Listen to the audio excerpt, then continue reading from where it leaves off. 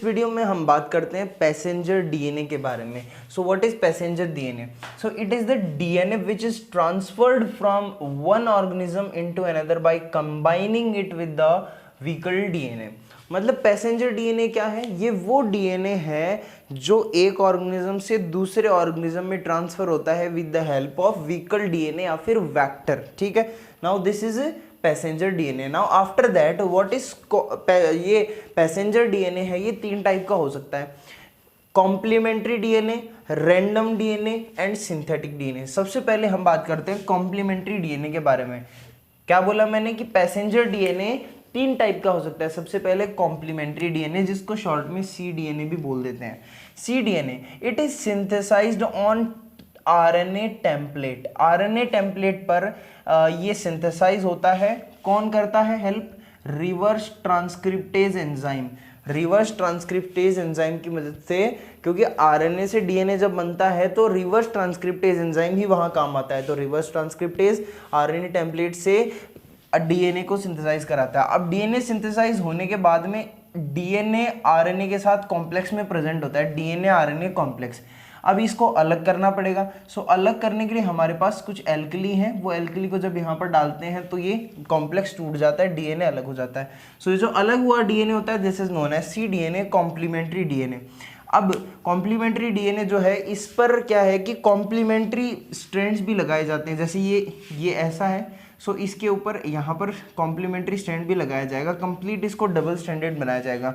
Complementary strand कौन करता है ये काम? DNA polymerase. कौन लगाता है कॉम्प्लीमेंट्री स्ट्रैंड? कॉम्प्लीमेंट्री स्ट्रैंड लगाए जाते हैं by DNA polymerase enzyme. DNA polymerase complementary strand लगाने का काम करता है।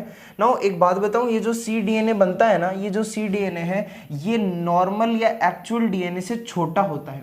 नॉर्मल या एक्चुअल डीएनए से छोटा होता है। अब छोटा क्यों होता है? क्योंकि जो एक्चुअल में या फिर जो इन विवो कंडीशन में अंदर जीन से जो डीएनए बनता है, वो डीएनए उसके अंदर इंट्रॉन्स और एक्सॉन, इंट्रॉन एक्सॉन नाम की चीज़ें होती हैं, आपने पढ़ा होगा। स्प्लाइसिंग होती है उसके अंदर। सो स्प्लाइसिंग क्यों होती है? इंट्रॉन को हटाने के लिए। इंट्रॉन कौन से रीजन्स होते हैं? नॉन कोडिंग पार्ट्स होते हैं जो बेकार होते हैं, जो किसी भी प्रोटीन के लिए कोड नहीं करते, तो उन रीजन्स को हटाने के लिए स्प्लाइसिंग होती है। ना यहाँ पर इंट्रॉन्स ही नहीं होंगे, इसीलिए एब्सेंस ऑफ इंट्रॉन्स, इसीलिए यहाँ पर ये एक्चुअल डीएनए से छोटा होता है साइज के अंदर। After that we have random DNA.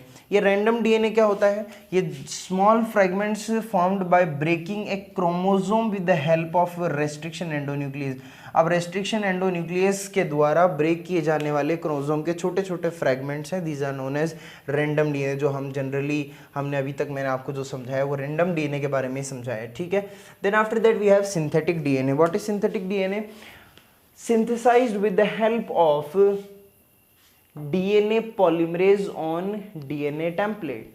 देखो, सी डीएनए यानी कॉम्प्लीमेंट्री डीएनए आरएनए टेम्पलेट से बन रहा था रिवर्स ट्रांसक्रिप्टेज की मदद से, लेकिन यहाँ पर ये सिंथेटिक डीएनए ये डीएनए टेम्पलेट से बन रहा है, डीएनए से डीएनए बन रहा है, डीएनए टेम्पलेट से डीएनए बन रहा है with the help of DNA polymerase. Okay, सबसे पहली बार कॉरेनबर्ग नाम के साइंटिस्ट ने 1961 में पहली बार डीएनए का सिंथेटिक डीएनए बनाया था। सबसे पहली बार सिंथेटिक डीएनए बनाया था फ्रॉम ए मिक्सचर ऑफ, याद रख सकते हो तो याद रख सकते हैं कि from mixture of deoxyribonucleotide triphosphate, DNA polymerase enzyme, metal ion and a segment of iron DNA.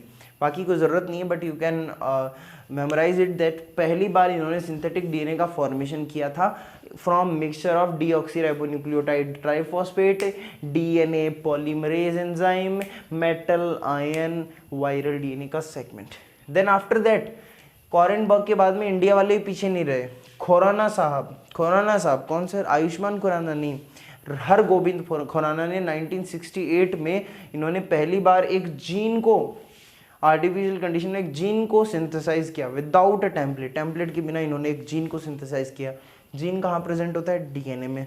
तो इसका मतलब इन्होंने क्या, जीन किसी भी डीएनए टेम्पलेट के बिना सिंथेसाइज करके दिखा दिया अलग से।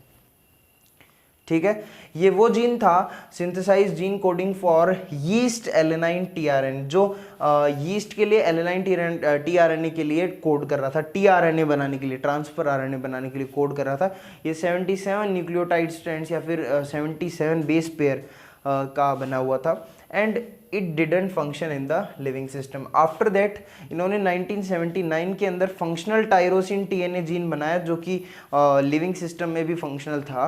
ये E coli with 207 nucleotide base pair. इस बार इकोलाई के लिए इन्होंने ये टायरोसिन टीआरएनए जीन बनाया था जो 207 न्यूक्लियोटाइड का था, जो लिविंग सिस्टम के अंदर भी क्या था, we can say that it was functional in living system too. So this was all about the DNA. Now in the next video we will be talking about the process of this biotechnology, process of complete gene transfer or DNA transfer. So meet you in the next video. Till then, take care. Bye bye.